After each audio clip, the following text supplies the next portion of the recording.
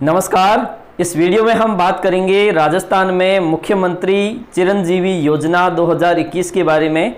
इस योजना का लाभ आप किस प्रकार से ले सकते हैं और इस योजना का ऑनलाइन आवेदन आपको किस प्रकार से करना है और अंततः ऑनलाइन आवेदन करने के पश्चात आपको क्या करना है ताकि आप इस योजना का लाभ ले सकें। और इसके साथ साथ ये भी समझेंगे कि अगर आपने 30 अप्रैल 2021 तक इस योजना में पंजीकरण नहीं किया तो आपको आगे क्या करना पड़ सकता है। संपूर्ण चर्चा हम इस वीडियो के माध्यम से करने वाले हैं, तो वीडियो को लास्ट तक देख लेना और अच्छा लगे तो और लोगों के साथ भी इसे शेयर कर देना ताकि ज़्यादा से ज़्यादा लोग इससे लाभान्वित हो सके। तो हम बात कर रहे हैं मुख्यमंत्री चिरंजीवी योजना। राजस्थान सरकार की एक महत्वपूर्ण योजना है जिसे हम फ्लैगशिप योजना के अंतर्गत भी रख सकते हैं, क्योंकि इस योजना का प्रावधान हमें बजट सत्र इस बार जो बजट आया है 2021-22 का, उसमें यूनिवर्सल हेल्थ कवरेज नाम से एक कॉन्सेप्ट आता है जिसका प्रावधान किया गया था 3500 करोड़ रुपए का, 3500 करोड़ रुपए का प्रावधान किया गया था।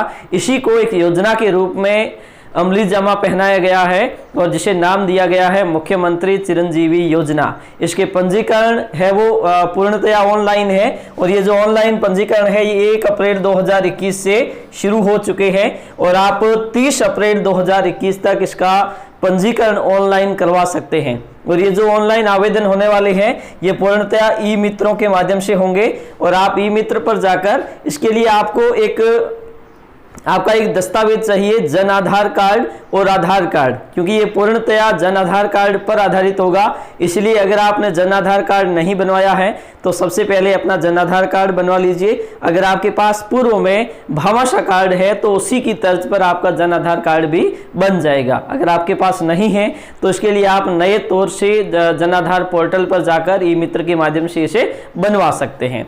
अब हम बात करेंगे ये जो योजना है इसके लिए कौन कौन पात्र होंगे, क्योंकि ये योजना दरअसल इसके ऑनलाइन आवेदन तो 1 अप्रैल 2021 से शुरू हो चुके हैं, लेकिन इसका जो लाभ दिया जाएगा वो 1 मई 2021 से दिया जाएगा। इसमें पूरे राजस्थान में संपूर्णतया लागू किया जाएगा 1 मई 2021 से, श्रमिक दिवस के दिन से।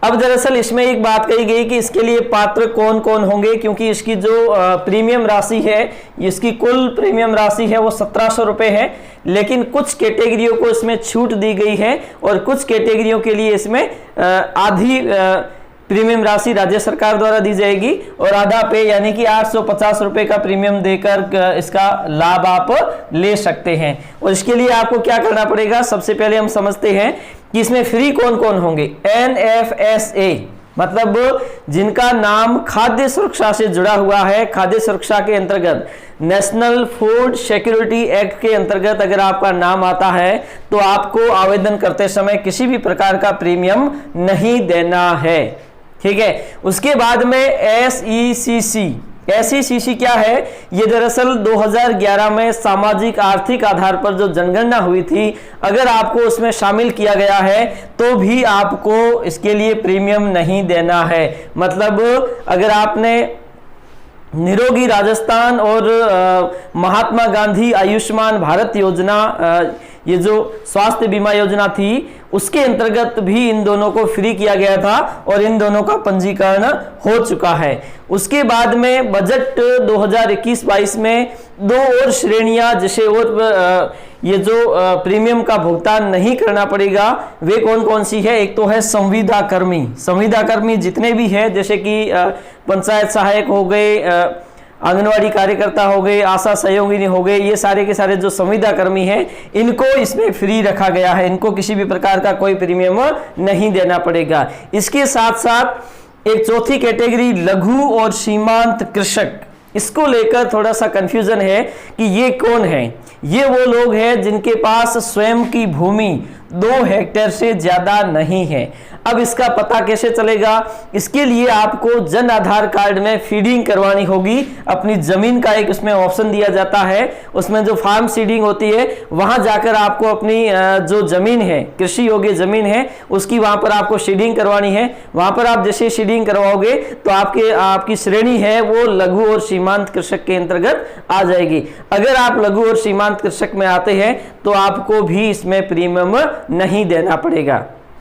मतलब ये हुआ NFSA, SECC 2011, संविदा कर्मी, लघु और सीमांत कृषक। अगर आप इसका लाभ लेना चाहते हैं मुख्यमंत्री चिरंजीवी योजना का, तो आपको प्रीमियम नहीं देना है और आप ई मित्र पर जाइए और अपना फ्री में पंजीकरण करवाइए। इसके साथ साथ आपको एक बॉन्ड, पॉलिसी बॉन्ड जारी किया जाएगा, वो बॉन्ड है वो आपको अपने पास में रखना है। इस योजना के अंतर्गत प्रत्येक परिवार को 5 लाख तक का स्वास्थ्य बीमा सरकार की ओर से फ्री में कैशलेस माध्यम से दिया जाएगा। मतलब आपको न तो भुगतान सरकार करेगी, न आपको भुगतान हॉस्पिटल को करना है। मतलब जो हॉस्पिटल चिन्हित किए गए हैं सरकार के द्वारा, उन हॉस्पिटल में जाकर अगर आप एडमिट होते हैं, 5 लाख तक का अगर आपके ऊपर खर्चा आता है तो अपने आप सरकार वहन कर लेगी। आपको एक कार्ड दिया जाएगा, उस कार्ड और ये जो बॉन्ड है, जब तक कार्ड बनकर नहीं आ जाता तब तक आपको ये बॉन्ड रखना है। उस बॉन्ड के आधार पर इसका आप लाभ ले सकते हैं। लाभ आपको मिलेगा 1 मई 2021 से, लेकिन इसके पंजीकरण है वो 1 अप्रैल 2021 से 30 अप्रैल 2021 तक शुरू किए गए हैं, अभी भी चल रहे हैं, अब भी आप कर सकते हैं।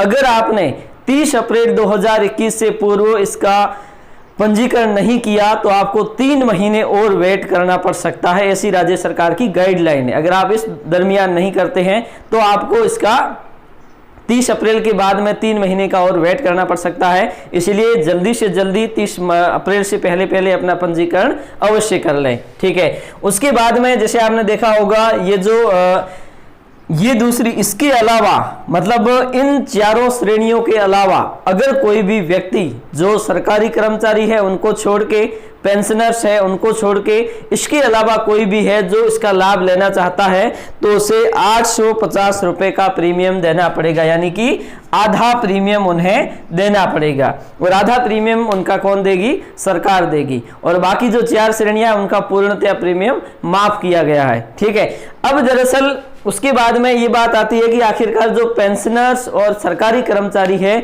उनके लिए इस योजना में क्या प्रावधान रखा गया है। तो इस योजना के अंतर्गत सरकारी कर्मचारी और पेंशनर्स के लिए अलग से कोई प्रावधान नहीं किया गया है, बल्कि एक अलग ही स्वास्थ्य बीमा योजना राजस्थान सरकार की ओर से लागू की गई है, जिसे नाम दिया गया है राजस्थान सरकार स्वास्थ्य योजना, जैसे RGHS, Rajasthan government health scheme.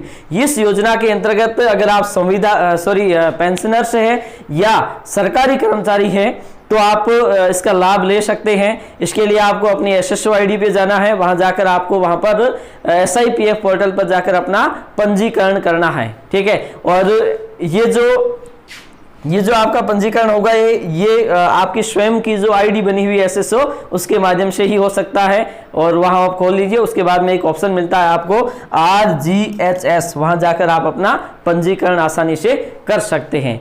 और इसके अलावा अगर आप देखोगे तो इस अवधि में ये दरअसल 1 अप्रैल 2021 से लेकर 30 अप्रैल 2021 के दौरान आपको इसका पंजीकरण करना अनिवार्य है। अगर आप इस दौरान पंजीकरण नहीं कर पाते हैं तो आपको 3 महीने का वेट करना पड़ सकता है। इस योजना का लाभ लेने के लिए जल्दी से जल्दी अपना ई मित्र पर जाकर आसानी से आप अपना पंजीकरण करवा दीजिए।